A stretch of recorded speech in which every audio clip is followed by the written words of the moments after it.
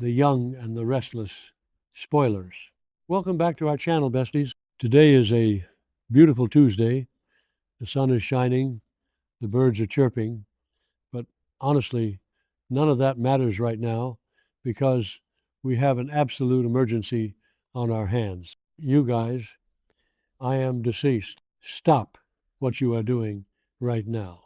Drop your laundry, pull your car over to the side of the road, ignore your boss's emails because I'm literally shaking, clutching my iced matcha latte so hard, the plastic cup is genuinely about to crack in half. We need to talk about this now. I am filming this on my phone while I'm running errands because I could not hold this tea in for another second, and I am genuinely hyperventilating. Send help. My soul has actually left my body. I am vibrating at a frequency that is probably illegal in several states. We are not just watching this show anymore. We are invested. Like I am personally offended and simultaneously totally living for the absolute cinematic mayhem that just unfolded on our screens regarding the Newman family. Wait, backtrack for a second. I missed a step. My brain is mush. Moving on, let's talk about Nick Newman for a hot second. Bestie, be for real right now, Nick has been on my do not perceive list lately because his whole rehab exit was a straight up disaster. We all saw him check out against medical advice, go straight to that dingy, depressing motel room, and basically spiral into a fentanyl nightmare. Literally had to yeet my phone across the room when he hallucinated Matt Clark and his late daughter, Cassie. It was so dark, so heavy, and I was just screaming at the TV for someone to save him. But then, knock, knock, who is at the door? This random, mysterious woman named Marie Kirkland. Oh, hold on. I should have mentioned this earlier, but Marie literally played the sympathetic neighbor card so hard when she first showed up. She knocked on his door, acting all innocent and concerned, saying she heard him crying and screaming through the paper-thin motel walls. Genuinely, it was giving major I can fix him energy. But we all knew something was deeply, fundamentally off about her vibes. I was mid-skincare and smeared a charcoal face mask all over my expensive white rug because the sinister energy radiating from her was just so incredibly palpable. She straight up targeted him when he was at his lowest, most vulnerable point, pretending to be a friend when she was actually a predator. And don't even get me started on the vibes of how she basically enabled his absolute destruction. She didn't just stumble into Nick's life by accident. She calculated every single second of this interaction. She used his severe addiction to harm him, pushing him further into the dark abyss of substance abuse to weaken him. It's like a high-octane psychological masterpiece of manipulation where the stakes are astronomical. She wanted the golden boy of the Newman family completely broken, shattered into a million pieces. Did I say that yet? My brain is glitching. Okay, back to the main event. Wait, can we just take a completely random detour for a second? The lighting in that motel scene was so unhinged. It was this weird flickering neon green from the vacancy sign outside, and there was this constant annoying hum of a broken ice machine in the background that was legit driving me insane. Like, who is the set designer? Give them an Emmy for making me feel physically unwell and claustrophobic. The aesthetic choices were just screaming impending doom. Anyway, snapping back to the tea, because what Marie did next is genuinely going to alter my brain chemistry forever, and I am not prepared for the emotional toll this is going to take on my life. So Marie isn't just satisfied with ruining Nick. No, besties, she goes straight to the final boss of Genoa City. She infiltrates Newman Enterprises. I am literally vibrating just thinking about this scene. She breaks into Victor Newman's pristine, untouchable, highly secure office. The sheer audacity. I am personally attacked by how easily she just bypassed Newman's security. Like, Victor pays these guards millions of dollars to stand around looking tough, and this random woman just waltzes in like she's looking for the break room. It's honestly so unhinged. I am screaming. Where's the perimeter check? Where are the cameras? Picture this cinematic mayhem. The office is dark. The city lights are casting dramatic, moody shadows across the expensive mahogany furniture, and Victor walks in, the mustache himself. He catches her red-handed, snooping around his things like a thief in the night. Usually, when Victor catches someone crossing him, they crumble instantly. They start weeping, begging for mercy, packing their bags for an extended vacation to Europe because they know their life is over. But Marie, she doesn't even flinch. She's completely unbothered, standing there like she owns the place, radiating pure menace and absolute zero fear. Wait, I'm glitching. Okay, back to the main event. Victor starts barking orders in that deep, intimidating voice of his, demanding to know her identity. He's doing the classic Victor intimidation tactic, yelling, "Who the hell are you?" and expecting her to cower in fear. And Marie just slowly turns around, completely deadpan, and straight up pulls a gun on him. A gun in Victor's office. I screamed into my pillow so loud my dog started howling, and my neighbors probably think I'm being murdered. She brought a deadly weapon to a Victor Newman fight, and she looked completely dead inside, which is honestly the most terrifying part of this entire sequence. The tension in this scene was legit astronomical.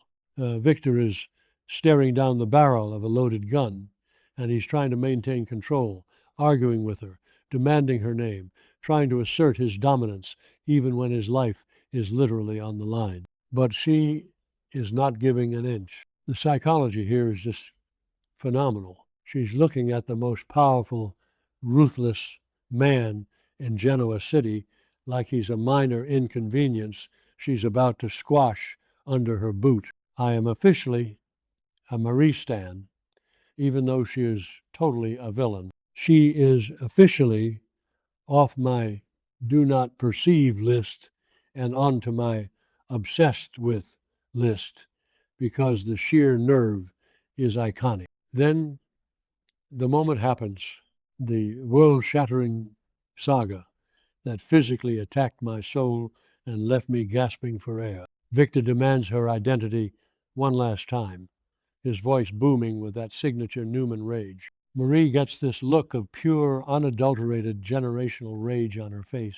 The calm, collected mask completely slips away, revealing the monster underneath. She gets angry, screams at the top of her lungs, and drops the biggest bombshell of the century. I am literally hyperventilating right now, just typing this. My fingers are flying across the keyboard. I am Jordan's daughter.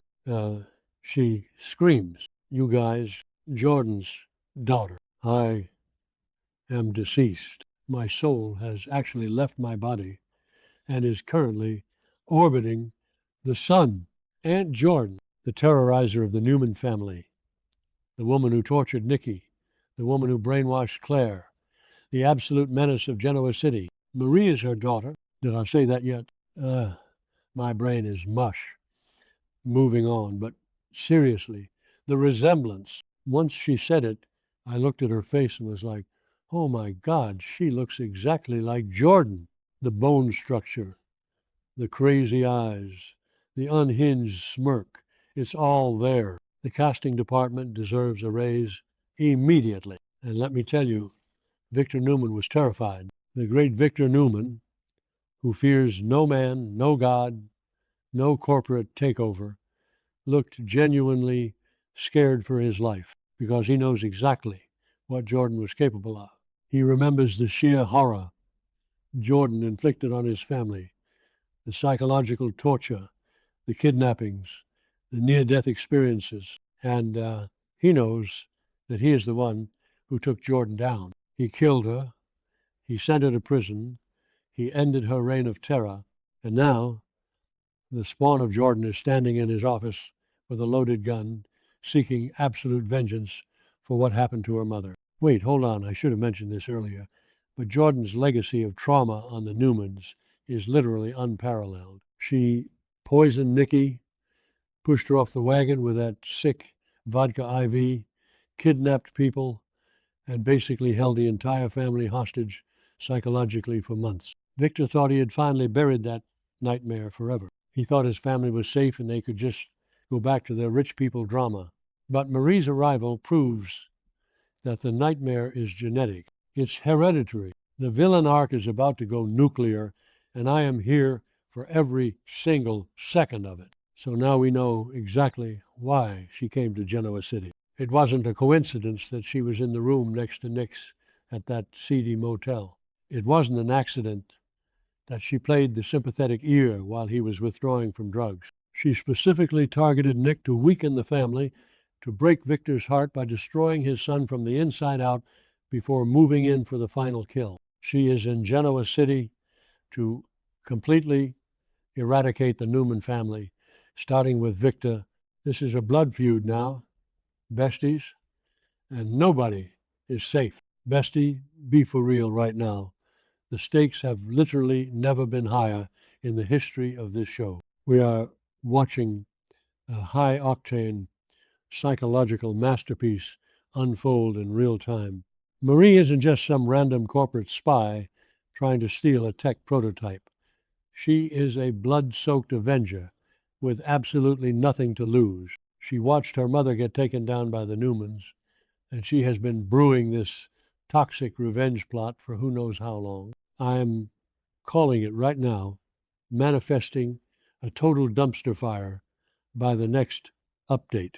The Newman Ranch is going to need a moat, a drawbridge, and literal dragons to keep this woman out. I am constantly derailing this narrative to scream about my own emotional damage, but this specific betrayal personally attacked my soul. I thought Nick was just dealing with his own internal demons, fighting his addiction in peace.